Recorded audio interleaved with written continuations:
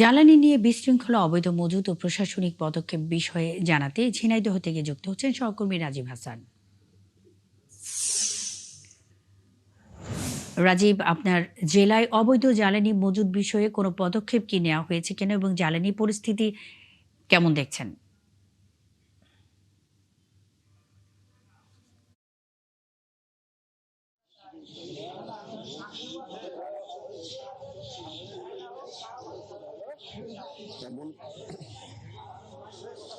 ঝিনাইদহ জেলার পাম্পগুলোতে জ্বালানি তেল সরবরাহ কমে দেওয়ার কারণে কিন্তু সেচ চাষিদের ব্যাপক সংকট দেখা দিয়েছে। একদিকে ঝিনাইদহ জেলার মোটরসাইকেল চালকদের শত শত মোটরসাইকেল চালকরা দাঁড়িয়ে আছে সিরিয়ালে তেলের আশায়। এদিকে পাম্প মালিকগুলোতে সকাল 8টা থেকে দুপুর 12টা পর্যন্ত তারা তেল দিবে এবং প্রতিটা মোটরসাইকেল চালক 300 টাকা এবং ডিজেলে যারা চাষ করেন তাদের আসলে 505 লিটার অর্থাৎ 500 টাকাতে তেল দিচ্ছেন।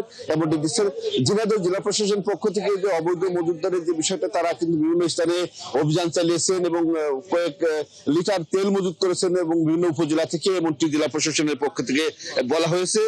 এদিকে মুন্নি প্রতিদিন 7 সকালে তেলের খোঁজে দিশেহারা জেলাবাসী বিভিন্ন স্থানে পাম্প ঘিরে তাদের দীর্ঘ সারি আর অনিশ্চিত তৈরি হয়েছে এবং এই অপেক্ষায় অনেকে তেল পাচ্ছে, অনেকে কিন্তু তেল না পেয়ে ফিরে যাচ্ছে। একদিকে জেনেদার অনেক পাম্পে কিন্তু সাইনবোর্ড জ্বলছে যে পাম্পে পেট্রোল, অকটেন বা ডিজেল নেই। আমরা দেখেছি যে আজ প্রায় 10 থেকে 15 দিন কিন্তু জেনেদার শহরের একই চিত্র। জেনেদার প্রতিটা পাম্পগুলোতে যে মানুষ যারা যানবাহন সহ এবং যারা চাষাবাদের সাথে যুক্ত যে প্রয়োজনীয় যে ডিজেল, সে ডিজেল কিন্তু পাচ্ছে না। ডিজেল না পাওয়ার কারণে তারা কিন্তু হতাশ হয়ে পড়ছেন। আবার আমরা দেখেছি যে সারা রাত ধরে মানুষ কিন্তু এই তেলের অপেক্ষা করছে, লাইনে দাঁড়িয়ে আছে। কেউ ভোরের বেলা অর্ধেক রাত্রে কিন্তু তারা এসেছে তেলের অপেক্ষায়। আমি পাম্প মালিকদের সাথে কথা বলেছি, পাম্প মালিকরা যেমন বলছে যে তাদের যে চাহিদা, সে চাহিদার তুলনায় কিন্তু বেশি কিন্তু মানুষ, শত শত মানুষ কিন্তু অপেক্ষা করার কারণে তারা কিন্তু তেল ঠিকমতো সরবরাহ দিতে পারছে না। আমরা যদি মনে একজনের সাথে কথা বলতে চাই, আপনি কখন এসেছেন এবং তেল পেয়েছেন কিনা? আমি রাত 12টার আগে আছি। আমি এখনো দাঁড়াই আছি, রাত্রে 1 মিনিটের জন্য ঘুম হয়নি।